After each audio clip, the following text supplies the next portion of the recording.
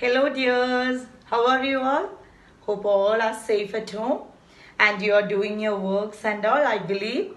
Okay, I know you are doing. Okay. So, welcome back to another session of our biology class. As I told you and we discussed in the last class, that was the last topic of that human reproduction and that chapter, particular chapter. So today we are entering to another chapter, that is heredity and evolution. Okay. Um, have you heard of heredity? Yes, while we were taking reproduction, somewhere or else we had described what is heredity. And all of us know that what is evolution. And this particular chapter, what are factors that we are going to deal? I will summarize it and tell that are. See, we discussed that reproduction is a mechanism that can be offsprings can be produced, right? So reproduction, we discussed many types and we discussed all in detail in the last chapter, and we came to a conclusion that reproduction give birth to offsprings. Give birth means production of offsprings, right? When you give birth, many are egg hatching. So varieties are there. We are not going to that since all of us know what is happening in different organisms, right? So my point is that reproduction gives rise to new individuals that are similar but not identical, and we know the meaning of that sentence right now. Correct? Okay. So, and we also discussed about the variation that is happening, how it coins in next generation, and in which reproductive mechanism this variation is more effective than in other mode, right? A sexual mode, even though some little sort of variation occurs, but it is seen maximum in the sexual mode of reproduction. Now we shall see in this chapter, that is the mechanism, how this variation is passed from one generation to next generation. There comes the meaning of this term, heredity. Clear? So heredity is nothing but the passing of our features. Now onwards we don't tell features or characters but traits. They are known as traits. The features or characters that is passed from one generation to next generation is termed as traits. So now onwards we will be using this term. Clear? So we are going to say all these things in this particular chapter. Okay. So we can see in your textbook a side heading is the accumulation of variation during reproduction. How this variation is being accumulated during reproduction, how it is being done. So we know another term. See, in this chapter, this is more or less a new chapter to you. New terms will be studied. So be with me. We are entering to the world of genetics. So little bit confusion will be there. But if you follow me along with my class, it won't make much confusions. Okay, that I assure. Okay. So another term is inheritance. You know what is inheritance? Yes. Inheritance means passing of one acquired characters from one generation to the next generation. Not the acquired characters, what and all features. That is the traits, right? Okay. So we know that first generation, taking our generation itself, we are similar to our parents but not identical since we are having certain variations, right? We are giving these variations to the next generation, that is to our kids, right? They will be giving the same body designs or same identical, similar features but not identical things, correct? And with some sort of differences, and we know that that difference is known as what? Variation, right? See, when we are checking out the reproduction of a bacteria reproduced by asexual mode. One parent bacterium will divide into two, and that two will again divide into 4. So slight variation is also happening in this case, but it is mere less in number when compared to that of sexual reproduction. Is that clear? So when we take into account the sexual reproduction, it coins for high variation. Clear? Okay. So you can check it out, the figure and the description that is given in figure 9.1. Read it out and check out the figures, how variation are happening in the next generation, first generation, second generation and the third generation. It's nothing there. You can read along the sentence and check out the figures. Okay. That's all about the introduction and the introducing certain terms. Next term, we are going along with heredity. We are entering to the term or world of heredity. Okay. So heredity. Clear?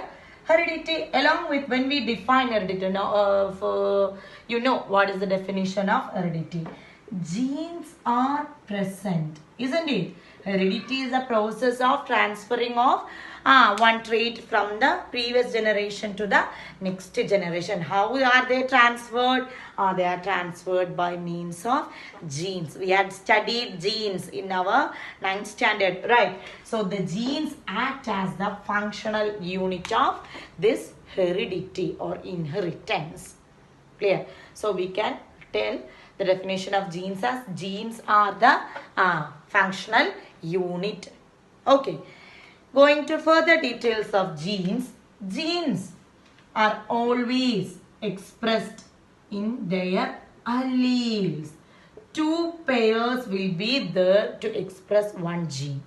For example, one character is tall. Okay.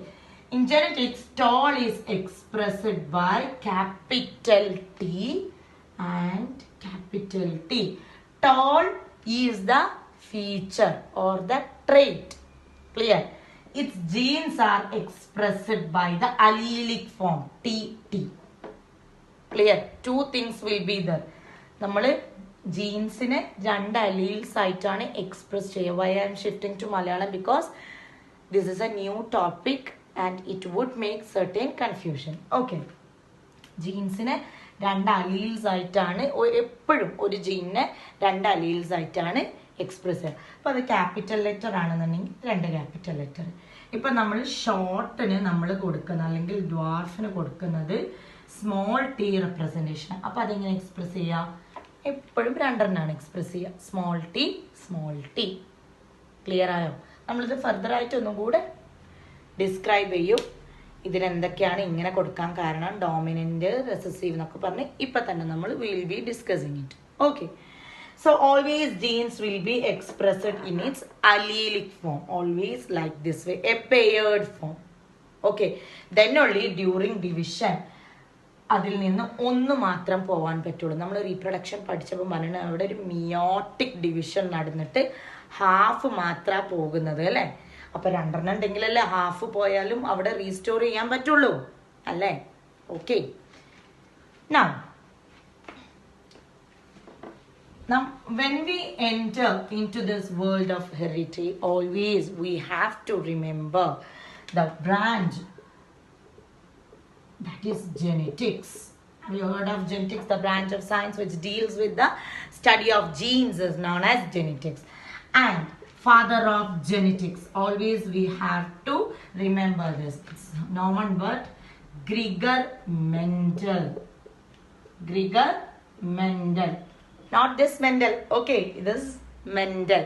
He is considered as the father of genetics. Okay.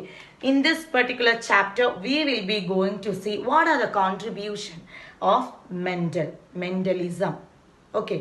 Mendel's contribution, and he had derived 3 laws for the concept of heredity, and he made 3 laws: laws of dominance, laws of segregation, and law of independent assortment. For your time being, no need to study that laws. I simply described that. So in your higher level, you will have to study it. Okay. So father of genetics is Gregor Mendel.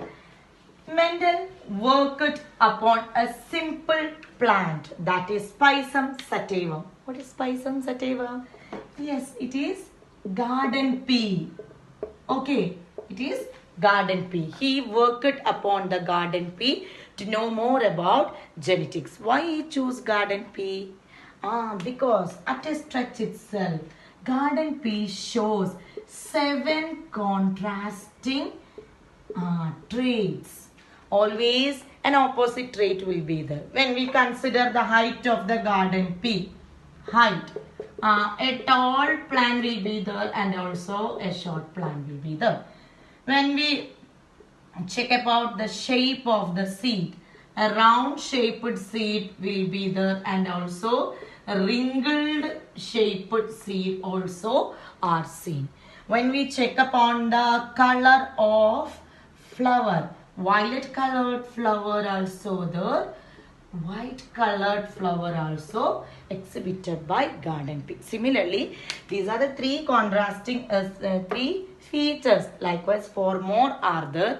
That is why he chose garden pea in the case of height, pod shape, then shape of the seed, color of the flowers, ടെൻഡ്രിൽസിൻ്റെ ഷേപ്പിൽ അങ്ങനെ ഒരുപാട് വ്യത്യാസങ്ങൾ exhibit ചെയ്യുന്ന ഒരു plant ആണ് P plant. That's why ഈ had chose garden P.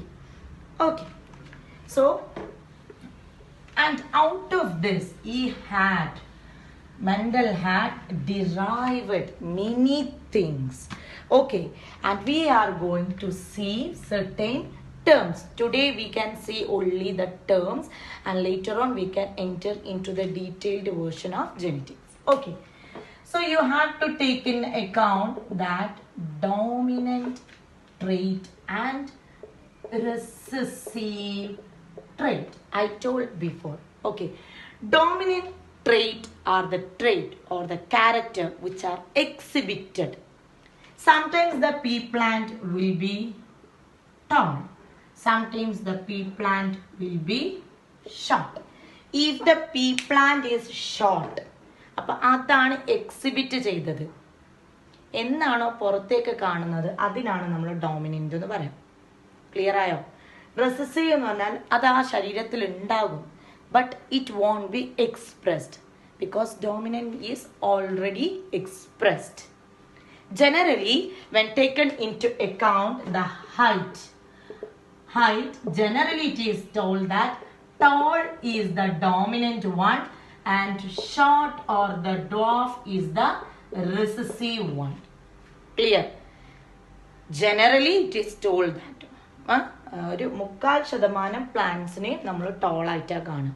അപ്പോൾ toll ഒരു ജനറൽ ആയിട്ട് നമ്മളൊരു ഡോമിനൻ്റ് ആയിട്ടാണ് കാണുന്നത്. ക്ലിയർ ആയോ? ഒരു ഭാഗം നമുക്ക് ഷോർട്ട് പ്ലാന്റ്സും കാണും. അപ്പോൾ അതിനെ നമ്മൾ ജനറലി ട്രീറ്റ് ചെയ്യുമ്പോൾ ഒരു ക്രോസ് ഒക്കെ നടത്തുമ്പോൾ നമ്മൾ പഠിക്കുന്നുണ്ട് ഒരു ക്രോസ് നടത്തുന്നത് എങ്ങനെ. അപ്പോൾ ഒരു ക്രോസ് ഒക്കെ നടത്തുമ്പോൾ ജനറലി നമ്മൾ ട്രീറ്റ് ചെയ്യുക ടോളിനെ ഡോമിനൻറ്റും ഷോർട്ടിനെ റെസസീവും ആയിട്ടാണ് ട്രീറ്റ് ചെയ്യുക. ക്ലിയർ ആയോ? ഇതെന്ന് വിചാരിച്ചിട്ട് ഷോർട്ട് പ്ലാന്റ് ഇല്ല എന്നല്ല, ഷോർട്ട് പ്ലാന്റ് ഉണ്ടാകും. ഷോർട്ട് പ്ലാന്റ് ഉണ്ട്. ഇപ്പോൾ ഒരു 100 എണ്ണത്തിൽ ഒരു 25% ഷോർട്ട് ഉണ്ടാവുള്ളൂ. Majority will be tall. So that's why universally tall is admitted as dominant. Clear ആയോ? For better understanding in a family itself, if father and mother are in complexion white in color, അപ്പോൾ ഒരു ഫാമിലിയിൽ അങ്ങനെ ഉണ്ടായി ഒരു 2-3 കുട്ടികൾക്കും അതേ complexion കിട്ടി, 3ാമത്തെ കുട്ടിക്ക് അത്ര വൈറ്റ് കോംപ്ലക്ഷൻ കിട്ടിയില്ല. അപ്പോൾ ഒരു ബ്ലാക്ക് കോംപ്ലക്ഷനാണ് കിട്ടുക. അപ്പോൾ നമ്മളെന്താ പറയുക, ഇത് നമ്മളുടെ ഫാമിലിയിലെ ഏതോ ഒരു ഫോർഫാദറിൻ്റെ കളറാണ്. അപ്പോൾ ആ കുട്ടിയിൽ എന്തായിരിക്കും എക്സ്പ്രസ് ചെയ്തിട്ടുണ്ടാവുക? ആ ബ്ലാക്ക് കളറാണ് എക്സ്പ്രസ് ചെയ്തിട്ടുണ്ടാവുക. മനസ്സിലായോ? അപ്പോൾ ആ കുട്ടിയിൽ ആ ബ്ലാക്കാണ് ഡോമിനൻ്റ്. ക്ലിയർ ആയോ? അപ്പോൾ ഈ മറ്റുള്ള കുട്ടികളിലും ആ ബ്ലാക്കിനേക്ക് വരാനുള്ള ഒരു ടെൻഡൻസി ഉണ്ടാവും, ബട്ട് ആ വൈറ്റ് ആയിരിക്കും അവരിൽ ഡോമിനൻ്റ് ആകുക. Okay, I hope you got the point. If you're finding any kind of doubts, dears, do contact me. Okay, we can discuss 2 more things. Okay. So now we discuss these are the characters. Height is a character, size of the shape of the seed is a character, color of the flower is a character. Likewise, many seven characters are there. So while crossing, always a crossing will be there, and that crossing and all we can discuss in the next class. Okay, so for time being you can study two types of crows: monohybrid crows and dihybrid crows. So these two crows are depicted in your textbook. Mono means one. If one character is taken account for the crossing, if one character is taken, for example, height. Character is tall into short. Okay, crossing is done by that like this way. Tall, what are the alleles? T, T. What are the alleles of short? T, T. We can go for the crossing in the next class. Right now you have to study only this much. Okay. So in the monohybrid crows, if one character is taken into account for the crossing, such crossing is known as monohybrid crows. And the ratio and all we can study after studying the crows. Dihybrid means, di means two. So there will be two characters. Two characters will be taken into account at the same time. Clear? So for example, if we take height and the shape of the seed. Height is tall and short. Shape of the seed is round and wrinkled. So every character is having a dominant and recessive one. Clear? In the shape of the seed, dominant one is the round and the recessive one is the wrinkle. Generalized term. Clear? In the case of height, tall one is the dominant and short one is the recessive one. Is that clear? So if two characters are taken into account to have a cross, then such cross is known as dihybrid crows, and if one character is being taken into account for the crows, then that is known as monohybrid crows. Is that clear? So I am not going to the crows and much things. Today we discussed only the terms that you have to keep in your mind while entering into this world of genetics. This is a fundamental basic portion, genetics. This would be a base for your higher studies. Okay, so read it carefully. I will give the notes for this. Don't be panic. I will give the notes for this terms and all.